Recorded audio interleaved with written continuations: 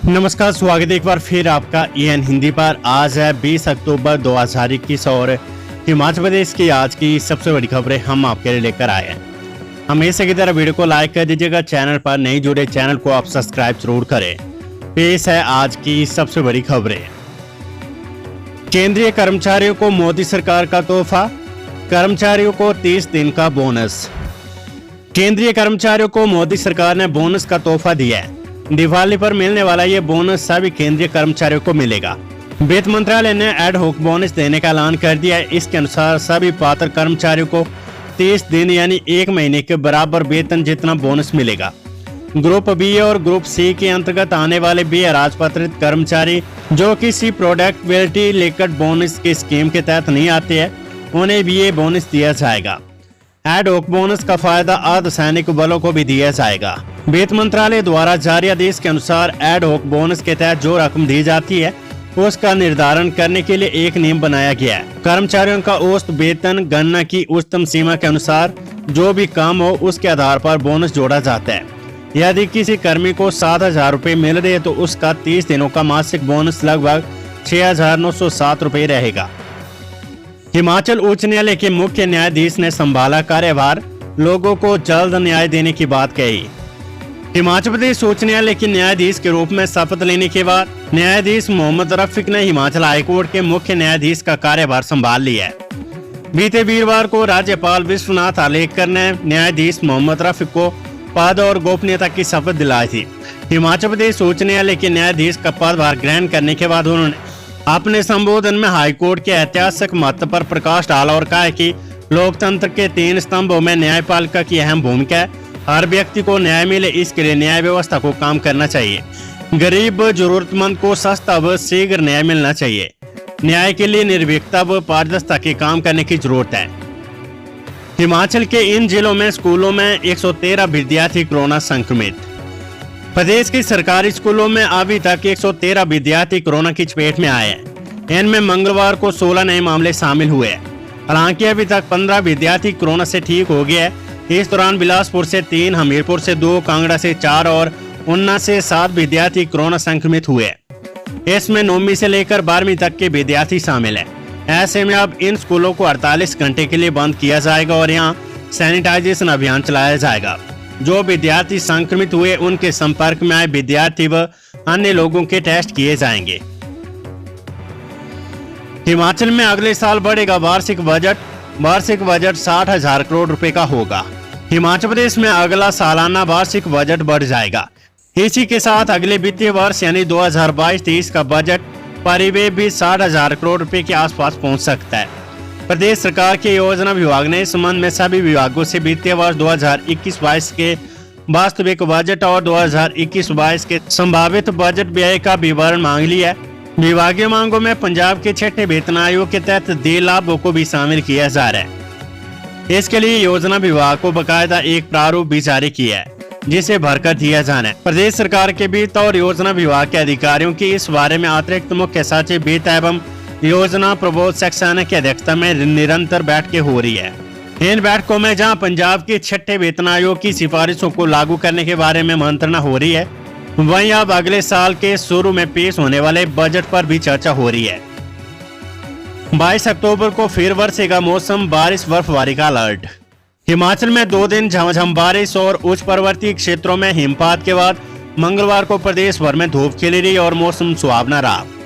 धूप खिलने से मध्य पर्वतीय क्षेत्रों में सर्दी के प्रभाव में कमी आई और जनजातीय क्षेत्रों में बर्फबारी से अवरुद्ध सड़कों को बहाल करने में तेजी आई है। वहीं लाहौल स्पीति जिले में बर्फबारी के बाद जनजीवन पटरी से उतर गया और रास्ते बंद होने के कारण कई पर्यटकों के वाहन फंस गए थे। मौसम खोलने पर सेना व स्थानीय प्रशासन ने फंसे हुए अधिकांश पर्यटकों को निकालकर सुरक्षित स्थानों पर पहुंचा दिया है। मौसम विभाग के शिमला केंद्र से मिली जानकारी के अनुसार पश्चिमी विक्षोभ की सक्रियता के चलते आगामी 22 अक्टूबर से मौसम के फिर बिगड़ने की संभावना है। मौसम विभाग के निदेशक सुरेंद्र पाल ने बताया कि आगामी 2 दिन प्रदेश में मौसम साफ रहेगा, लेकिन 22 और 23 अक्टूबर को प्रदेश में एक बार फिर बारिश और बर्फबारी होने का अनुमान है। 23 अक्टूबर को मैदानी व मध्य पर्वतीय क्षेत्रों के लिए गरज के साथ बारिश का येलो अलर्ट जारी किया गया है। बारिश बर्फबारी होने से प्रदेश में ठंड का प्रभाव फिर बढ़ जाएगा। हिमाचल में आज दो फिर कोरोना संक्रमितों की मौत, 16 विद्यार्थियों समेत 183 लोगों की रिपोर्ट पॉजिटिव। हिमाचल प्रदेश में मंगलवार को दो और कोरोना पॉजिटिव मरीजों की मौत हो गई है। इनमें कांगड़ा की 90 वर्षीय बुजुर्ग महिला व मंडी के 71 वर्षीय संक्रमित बुजुर्ग ने दम तोड़ दिया है। वहीं प्रदेश में 16 विद्यार्थियों समेत 183 लोगों की रिपोर्ट पॉजिटिव आई है। बिलासपुर जिले में 3, हमीरपुर 2, कांगड़ा 4, ऊना में 7 विद्यार्थियों की रिपोर्ट पॉजिटिव आई है। प्रदेश में अब तक 113 विद्यार्थी कोरोना पॉजिटिव पाए गए हैं। इसमें से 15 विद्यार्थी ठीक हो गए, जबकि 99 अभी भी पॉजिटिव है। पॉजिटिव 9वीं, 10वीं और 12वीं कक्षा के विद्यार्थी है। प्रदेश में कोरोना मृतकों का आंकड़ा 3711 पहुंच गया है। कोरोना सक्रिय मामले 1348 हो गए हैं। इनमें से बिलासपुर जिले में 82, चंबा 10, हमीरपुर 281, कांगड़ा 463, किन्नौर 9, कुल्लू 28, लाहौल स्पीति 1, मंडी 170, शिमला 90, सिरमौर 7, सोलन 39, ऊना में 168 सक्रिय मामले हैं। बीते 24 घंटों के दौरान 142 मरीज ठीक भी हुए हैं। कोरोना की जांच के लिए 8442 लोगों के सैंपल लिए गए। सिरमौर में सोमवार को सक्रिय केस शून्य हो गए थे, लेकर मंगलवार को यहां 7 नए मामले आए। हिमाचल में 55.6% आबादी को लगी कोरोना वैक्सीन की दूसरी डोज। हिमाचल प्रदेश में 55.6% आबादी को कोविड वैक्सीन की दूसरी डोज लगाई जा चुकी है। प्रदेश में 55,23,000 पात्र लोग हैं जिनका कोविड-19 के खिलाफ टीकाकरण किया जा रहा है। निर्धारित लक्ष्य के दृष्टिगत राज्य में अब तक 30,71,853 लोगों को कोविड-19 वैक्सीन की दूसरी खुराक लगाई जा चुकी है। किन्नौर प्रदेश भर में अग्रणी बना हुआ, लाहौल स्पीति 82.1% लक्ष्य को हासिल कर दूसरे स्थान पर है। सोलन 73.6, बिलासपुर 64.7, चंबा 42.5, हमीरपुर 56.7, कांगड़ा 51.1, कुल्लू 53.6, मंडी 51.8, शिमला 60.2, सिरमौर 44% और ऊना ने 61.3% लक्ष्य को हासिल किया है। प्रदेश सरकार ने 30 नवंबर तक हिमाचल में लक्षित सभी लोगों को दूसरी डोज लगाने का फैसला लिया है। इसको लेकर जिला उपायुक्त, सीएमओ और वरिष्ठ चिकित्सा अधिकारियों को ज्यादा से ज्यादा लोगों को वैक्सीन की दूसरी डोज लगाने को कहा है। हिमाचल उपचुनाव मतदान से 3 दिन पहले थम जाएगा प्रचार, आयोग ने कोविड के कारण किया बदलाव। भारतीय निर्वाचन आयोग ने इस बार के उपचुनाव में प्रचार थमने की तारीख में बदलाव कर दिया है।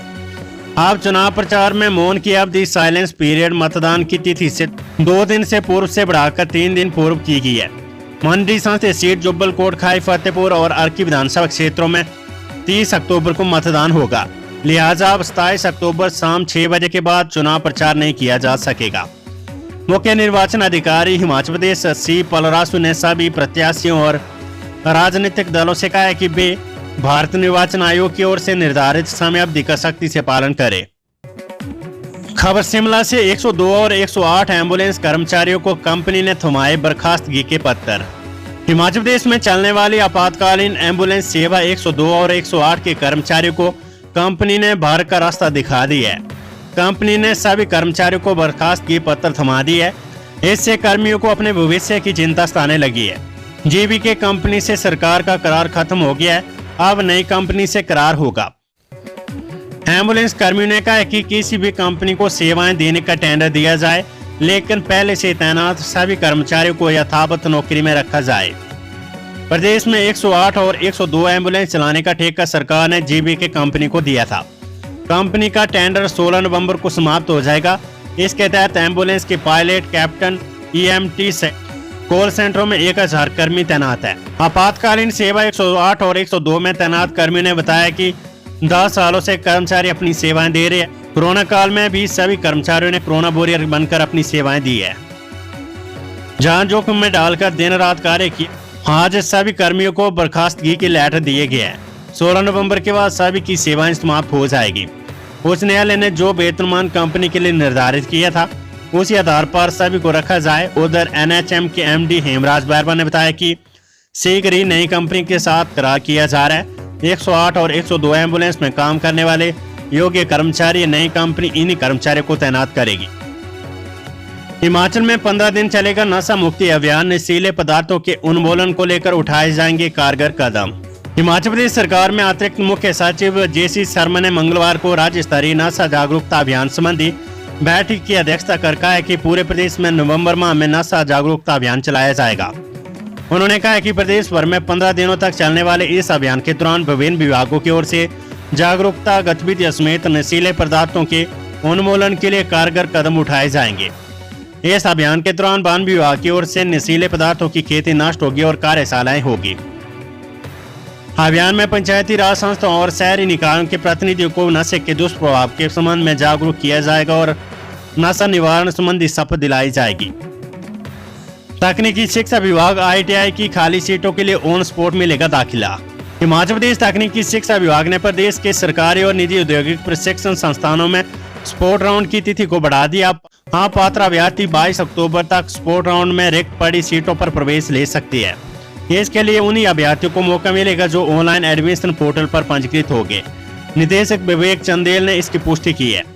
इससे पहले ये तिथि 11 से 14 अक्टूबर तय की गई थी। स्पोर्ट राउंड में केवल ऑनलाइन एडमिशन पोर्टल पर पंजीकृत अभ्यर्थी ही हिस्सा ले सकेंगे। NDRF बटालियन के लिए उपलब्ध नहीं हो पाई जमीन। हिमाचल प्रदेश में NDRF बटालियन के लिए अब तक जमीन उपलब्ध नहीं हो पाई है। केंद्र सरकार की तरफ से वर्ष 2018 में उत्तराखंड, दिल्ली व जम्मू के अलावा हिमाचल प्रदेश के लिए भी बटालियन को स्वीकृत किया गया था। उस समय इसके लिए कांगड़ा जिले के नूरपुर में अस्थायी ठिकाने के रूप में जगह को तलाशा गया था। साथ ही मंडी जिले के बल में भी इसके लिए जमीन तलाशी गई थी, लेकिन अभी तक NDRF के नाम भूमि का तबादला नहीं हो पाया है। मौजूदा समय में प्रदेश में NDRF बटालियन के लिए करीब 950 जवानों को प्रशिक्षित भी किया जा चुका है। NDRF के कमांडेंट बलजिंदर सिंह ने बटालियन के सिलसिले में मंगलवार को मुख्य सचिव राम शुभम सिंह से मुलाकात की। उन्होंने इस दौरान बल में NDRF के लिए चिन्हित भूमि के तबादले का मुद्दा भी उठाया। इस मुलाकात के बाद पत्रकारों से अनौपचारिक बातचीत में कमांडेंट बलजिंदर सिंह ने कहा कि NDRF के बल हेडक्वार्टर में 500 NDRF के जवान तैनात हो गए।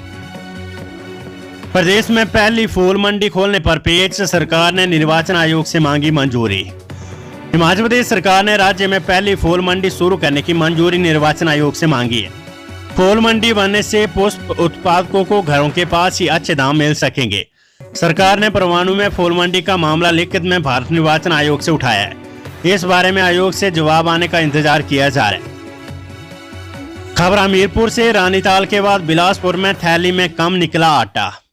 हिमाचल प्रदेश के कांगड़ा जिले के रानीताल के बाद अब बिलासपुर में भी आटे की थैली में कम आटा निकलने का मामला सामने आया है। यहाँ 40 किलोग्राम आटे के बैग में 39.300 किलोग्राम आटा ही निकला।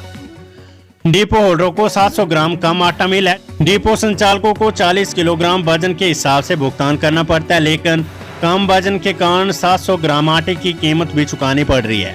इससे पहले रानीताल के एक डिपो में आटा के बैग का कम वजन पाया गया था। वहीं खाद्य तेल के डिब्बे में भी एक बोतल कम निकली थी। राशन डिपो संचालक आए दिन इन समस्याओं से परेशान हो रहे हैं। कई बार उचित मंच पर मामला उठाने के बावजूद इस तरह की जमाखोरी और मुनाफेखोरी पर अंकुश नहीं लग रहा है।